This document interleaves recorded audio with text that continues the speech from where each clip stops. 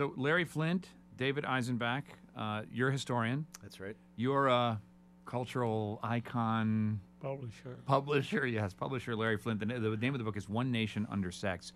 We're encouraged to entertain the delusion that the sex scandal in politics is the exception, not the rule. This book really dives in directly and says, no, in fact, the sexual themes behind American politics are historically decisive, and they've been with us since the beginning. Mm-hmm. Any surprises here, Larry?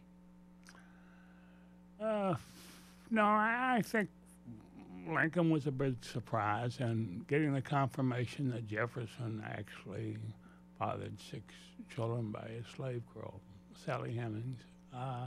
Although people knew a little bit about the story, we didn't really get it confirmed by DNA until 1988. The first gay president, being Buchanan, I didn't know that when I went to work. Let's back up. We got a few headlines there. The Hemings story, I think, is the best known of the 3 you've just mentioned. But David, what about Lincoln?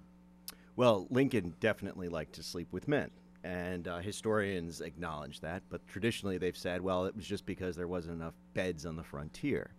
Well, it turns out that not only did Lincoln sleep with men on the frontier, but he shared a bed with Joshua Speed, who was the heir to a southern plantation with 70 slaves, had plenty of money. At the same time, Lincoln was a state legislator and a successful lawyer. The 2 of them had enough money to buy their own beds, but they shared a bed for 4 years. And then when Lincoln was president, he invited another man to share a bed with him, Captain David Derrickson. So clearly it's not a matter of not having enough beds around. It's Lincoln liked to sleep with men. And now, is this a Michael Jackson kind of thing? Well, or is he actually gay? I mean, what they actually did in bed, of course, we don't know. But what we saw, Mr. Flynt and I, when looking at the letters between Abraham Lincoln and Joshua Speed, is a number of things that are quite telling. One, both share this tremendous anxiety about getting married. And Lincoln doesn't get married until his mid-30s, which was incredibly old for those days. And according to all of Lincoln's, about over a dozen of Lincoln's contemporaries when he was young, he didn't like to spend time with girls. And his relationship with his wife was certainly fraught. Tough one, yeah. That was a complex one. So when you put all these things together, it does indicate that he was ambivalent about women. I would say, Larry Flynt, that among the people who live on this planet, you would be among the most difficult to shock. But I sense that the Lincoln details shocked you. Not so much as people like Harding and Wilson, you know. Well, let's get to Harding. Let's get to Warren Harding. It's certainly well known of anybody who lives in Washington for any period of time or knows politics that Harding was something of a philanderer. But the details that you uncover here sharpen that picture a little bit. Well, it's said about Wilson and Harding that Wilson preferred the brothels of Paris and that Harding preferred the whorehouses of Columbus, Ohio. But I think it was a toss-up between Jack Kennedy and Warren Harding, who actually bedded the most women in the White House. In the White House. Yeah. Now, you're a professor at Columbia, right, David? That's right. How do you get into a collaboration with Larry Flynt and maintain your academic integrity? Worry that you're not doing something that's more of entertainment value than historical value? Well, part of my whole mission has been to open up the historical interest and get more people interested. And one of the ways when I'd be teaching classes is talking about the stories of these private lives of presidents. And something I realized was that it's not just private, that actually the sex lives and the affairs often had incredibly important impact on history and political history. And that was the key to this book. This is a serious book. It's got some titillating stories in it, but at the end of the day, we see that wars, elections, and economic policies often turn on sexual affairs. What, and we're talking with David Eisenbach, history professor at Columbia University, co-author of One Nation Under Sex, How the Private Lives of Presidents, First Ladies, and Their Lovers Changed the Course of American History, co-written with free speech advocate and Hustler magazine publisher Larry Flynt. How would you say, give me 2 examples of, say, how history was changed by the sexual proclivities of Woodrow Wilson? Well, Woodrow Wilson, not only did he have an affair that almost sunk his chances at winning the presidency in 1912, but shortly after his wife died in August of 1914, he met Edith Galt, whom he fell head over heels in love with her. And as they began to date and he began to court her, the story got into the press. And so this was just a few months after his first wife dies. That he decides he's going to marry Edith Galt. Now, Edith Galt became his main advisor, and she winds up becoming essentially his chief of staff at a time when women did not have the right to vote, at the time when America was on the verge of the First World War. Right. Okay, Larry Flynt, good idea to have an advisor be someone that you fall in love with? Bad idea? Bad idea. Yeah, you have some experience in that regard. Not in the White House, but in terms of your ability to be advised. The key here is that when Wilson has a paralyzing stroke and he is incapacitated, she takes over the White House and serves essentially as president without the press knowing, the vice president knowing, Congress knowing. And this is at the pivotal moment when the Senate is voting on the Treaty of Versailles that would have committed the United States to the League of Nations. But Edith refuses to compromise on the Treaty of Versailles, and Wilson is in no capacity to compromise. And as a result, instead of the vice president coming in, Thomas Riley Marshall, and compromising with the Senate to get that passed, the United States does not join the League of Nations, and of course the rest is history. The professor tells a good story, Larry Flynt. Yeah, he's great. Yeah. Why do you think I hooked up with him? I knew nobody would want to read a history book written by a pornographer anyway, you know. Well, the one, I think, resource, and you bring many to the table here, but the one resource I think that we can put to you is compared to the stories of Bill Clinton, the impeachment, the Monica Lewinsky affair. I mean, these are tawdry contemporary sexual episodes compared with what you found historically, yes?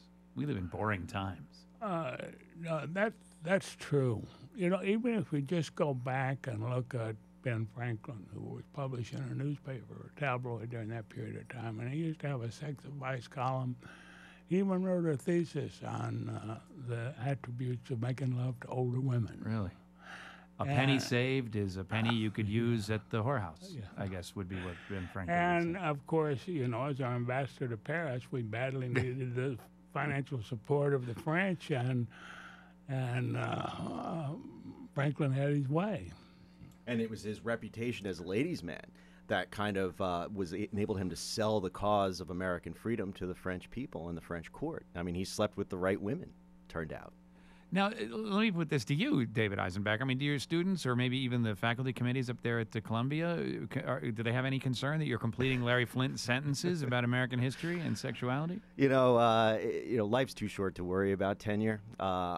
We had a lot of fun. I think we found made a very important contribution to history, serious history.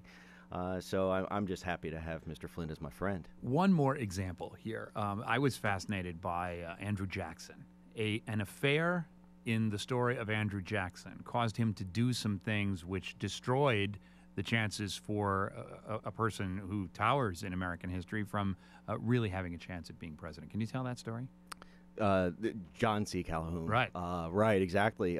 There was a divide in the Jackson administration between John C. Calhoun and members of the cabinet who refused to invite Peggy Eaton, the wife of John Eaton, the Secretary of War, to their parties because Peggy Eaton had a checkered past. She was considered an American Jezebel because she married John Eaton while her husband was away at sea, and he killed himself, and shortly thereafter she marries John Eaton. Scandal, so there's a scandal. It becomes this outrageous national scandal.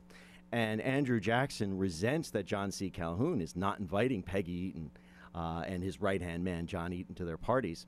So he dumps John C. Calhoun from the presidential ticket in the second administration. He nominates Martin Van Buren, his Secretary of State, to be his new vice president. Calhoun then returns to South Carolina, where he becomes a firebrand for secession. And if you remember, the secession movement was born in South Carolina.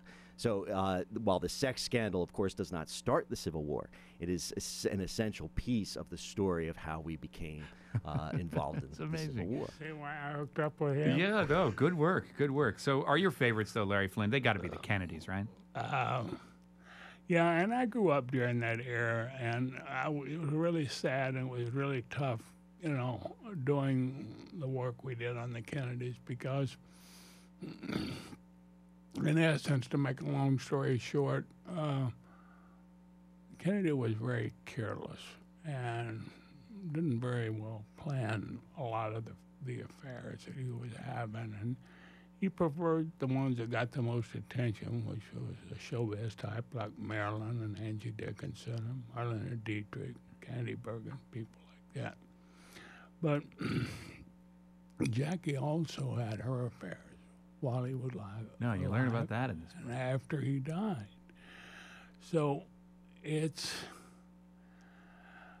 I was part of the Kennedy mystique.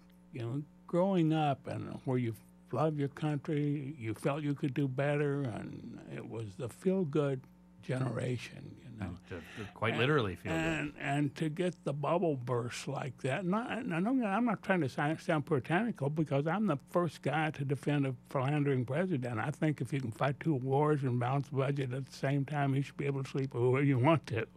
But I'm just saying that I think more discretion was called for by President Kennedy. Well, it's certainly part of the tragedy. And the tragedy of it is J. Edgar Hoover, the FBI director, who was into everybody's sex life, used one of Kennedy's many sex scandals to force Kennedy into giving him the go-ahead to bug and wiretap Martin Luther King Jr. And then he used Martin Luther King Jr.'s affairs against him to persecute him and his wife. The sexual theme once again. Once again. Do you think, finally, in this week of a royal wedding, do you think America's puritanical past and its sexual repressed past that you write about in this book makes it better for the United States, or would it be better if we had like a royal family that we could put all of our kind of sexual scandals in? I think when it gets right down to it, I'm not sure the Brits want a royal family. That was really brought into question with Princess Di. But I look at it this way: if they want it, so be it. I'm just glad that America is not a monarchy, And it does appear that they want it. They want the monarchy, then. Yeah, they get into all that pomp and circumstance. And, so let them have it. Well, David Eisenbach, history professor at Columbia University, co-author of One Nation Under Sex, How the Private Lives of Presidents, First Ladies, and Their Lovers Changed the Course of American History. Co-authored with Larry Flynt, who has changed the course of American history, free speech advocate, Hustler magazine publisher, and co-author of the same book. Larry, thanks so much. Thank you, John. Professor, you guys are quite a team. You should go on the road. We're planning on it.